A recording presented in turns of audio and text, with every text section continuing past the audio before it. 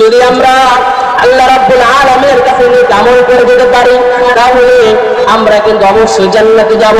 কারণ আল্লাহ রাব্বুল আলামিন বলেন বিসমিল্লাহির রহমানির রহিম আম হাসিবাল্লাযীনা ইয়াজরাহুস সাইয়্যাতি আন নাজআলাহুম কাল্লাযীনা আমানু ওয়া আমিলুস সালিহাতি সাওয়া'আন মাহইয়াহুম ওয়া মামাতুহুম সা'a মা ইয়াহকুমুন।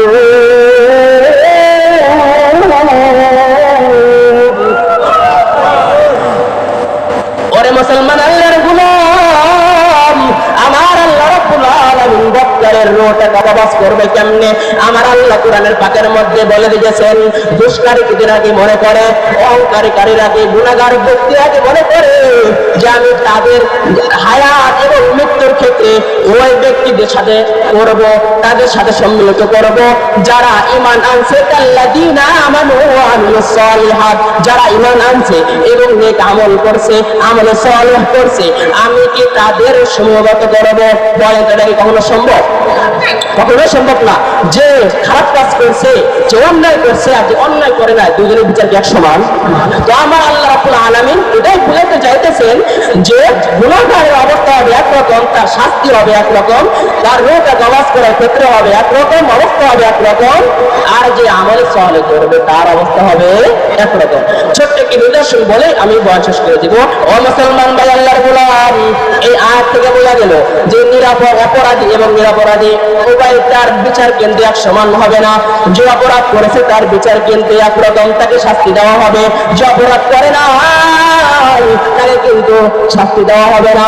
এই ব্যাপারে একদিন হযরত ইব্রাহিম আলাইহিস সালাতু ওয়াস সালাম হযরত আজরাইল আলাইহিস সালাতু ওয়াস সালামকে ডাক দিলেন, ও ভাই আজরাইল, তুমি বক্তারের রোটা কেমনে কবাস করো, আমাকে একটু দেখাও। তুমি বক্তার গুনাহের গুনাহগার ব্যক্তির রোটা কোন সূরাতে কোন আকৃতি কবাস করো, আমাকে একটু দেখাও। হযরত আজরাইল আলাইহিস সালাতু ওয়াস সালাম মালাকুল মউত ইব্রাহিম আলাইহিস সালাতু ওয়াস সালামকে ডাক দিয়ে বলেন, ও নবী, আমি বক্তারের রোটা যেভাবে কবাস করি আপনি সেটা দেখে থাকতে পারবেন না, আপনি সহ্য করতে পারবেন না, আমার আকৃতি দেখে আপনি থাকতে পারবেন না, আপনি বেহুশ হয়ে যাবেন। হযরত ইব্রাহিম আলাইহিস সালাতু ওয়াস সালাম হযরত আজরাইল আলাইহিস সালাতু ওয়াস সালাম কে ডাক দিয়ে বলে, ও ভাই, কোনো সমস্যা নাই, কোনো সমস্যা নাই, আমি দেখতে পারবো। তুমি যেভাবে বক্তারের রোটা কবাস করো সেই আকৃতি ধারণ করো। হযরত ইব্রাহিম আলাইহিস সালাতু ওয়াস সালামকে বললেন, ও নবী, আপনি একটু অন্যদিকে তাকান, আমি আমার অবস্থাটা পরিবর্তন করে, আমার সুরতটা পরিবর্তন করে, আমার আকৃতিটা পরিবর্তন করে আমি বক্তারের রোটা কেমনে কবাস করি। হযরত ইব্রাহিম আলাইহিস সালাতু ওয়াস সালাম তার কিবলাটা পরিবর্তন করে ফেলল।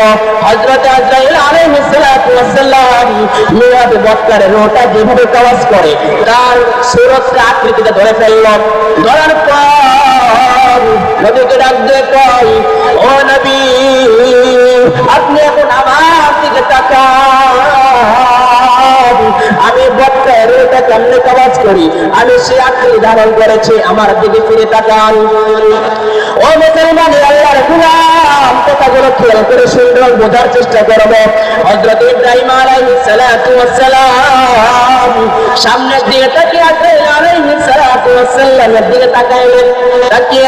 তাকানো মাত্রই হযরত ইব্রাহিম আলাইহিস সালাতু ওয়াস সালাম টাসকি খেয়ে আশ্চর্য হয়ে যে বেহুশ হয়ে বললেন, আমি এটা কি দেখলাম? হযরত আজরাইল আলাইহিস সালাতু ওয়াস সালামের অবস্থা দেখে নবী ইব্রাহিম বেহুশ হয়ে পড়লেন। দীর্ঘ সময় পর যখন তার হুঁশটা ফিরে এলো, হুঁশ ফেরার পর হযরত আজরাইল আলাইহিস সালাতু ওয়াস সালামকে বলে, ও ভাই, তুমি যে আকৃতি ধারণ করেছো এই আকৃতি একজন দুনিয়ার মধ্যে একজন বক্তার ব্যক্তি, একজন গুনাহগার ব্যক্তির জন্য যথেষ্ট, তার দুনিয়ার মধ্যে কোনো শাস্তি লাগবে না। ওরে মুসলমান ভাইরা আমার, হযরত ইব্রাহিম আলাইহিস সালাতু ওয়াস সালাম তার নিদর্শনগুলো বললেন। বক্তারের রোটা যেভাবে কবজ করে আজরাইল আলাইহিস সালাতু ওয়াস সালাম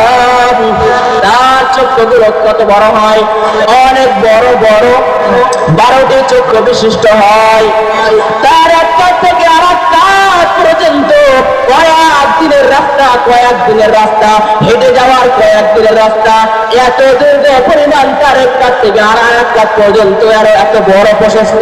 ওরে মুসলমান ভাই, আল্লাহর গোলাম হযরত আজরাইল আলাইহিস সালাতু ওয়াস সালাম যখন বৎকারের রূহটা ধারণ করে, তার অবস্থা কেমন থাকে? তার মাথার চুলটা তার পা পর্যন্ত থাকে, মাথার চুলটা পা পর্যন্ত থাকে। ও মুসলমান, আপনারা বলেন তো, অনেক পাগল দেখছেন যাদের অনেক বড় বড় চুল, পেট পর্যন্ত চুল, মাজা পর্যন্ত চুল, বাপরে দেখতে কিন্তু একটু অন্যরকম লাগে, এমনিতেই ভয় লাগে। আর হযরত জিবরাইলের বড় সিংহের মতো দাঁত, অনেক বড় বড় দাঁত। এই দাঁতগুলো দেখে তো মৃত ব্যক্তি অর্থাৎ যার যার জান কবজ করতে গেছে, সে দেখা মাত্র তো সাধারণ ভয়ে কি হয়ে যাবে, বেহুশ হয়ে পড়বে।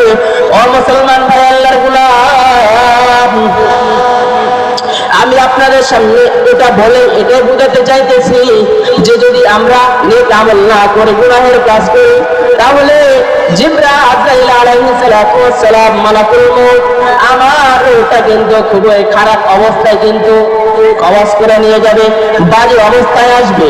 বাজে অবস্থায় আসার কারণে সে ভয়ে ছটফট করতে থাকবে। হায় হায়, আমি এটা কি দেখলাম, পাগলের ছটফট করবে। ছটফট করতে করতে করতে ভয় এই দুনিয়া ছেড়ে চলে যাবে। তো মুসলমান, এখন বলে আমাদের নেক আমল করার দরকার আছে না? একদিন কিন্তু আমাদের মৃত্যু হবে। এই যে আমরা এখানে বসে আছি, আল্লাহ জানে, ভালো জানি, আমরা কি কেউ জানি? এই যে আমি কথা বলতেছি, এরপরে আমি কতক্ষণ বাঁচবো, থাকবো কি না থাকবো, এটা আমি জানি? কেউ কিন্তু জানে না। এটা আমার আপনার আল্লাহ রাব্বুল আলামিন জানে কার কখন মৃত্যু আছে। অতএব এই মৃত্যুর যে আমার হবে পরকালের জন্য আমরা কিছু জোগাড় করি। দুনিয়ার মধ্যে তো ঘর বাড়ি অনেক কিছু করলাম, কিন্তু পরকালে আখিরাতে কাল কিয়ামতের ময়দানে থাকার জন্য কিছু ঘর নির্মাণ করা দরকার। তো মুহতারাম হাজিরান, দোস্ত ভাই বুজুর্গ, তো আমি যে আলোচনাগুলো করলাম, যে কথাগুলো বললাম, এর মধ্যে যদি কোনো ভুল ত্রুটি হয়ে থাকে তো ক্ষমার দৃষ্টিতে দেখবেন। এবং যে কথাগুলো বললাম কোরআন ও হাদিস থেকে, আল্লাহ রাব্বুল আলামিন সবার আগে আমাকে এবং আপনাদেরকে সবাইকে মেনে চলার তৌফিক দান করুক। সকলেই বলি আল্লাহুম্মা আমিন। সকলেই আমার জন্য দোয়া করবেন। এগুলো শেষ করছি। ওয়া আখিরু দাওয়ানা আলহামদুলিল্লাহি রাব্বিল আলামিন। আসসালামু আলাইকুম ওয়া রাহমাতুল্লাহি ওয়া বারাকাতুহু।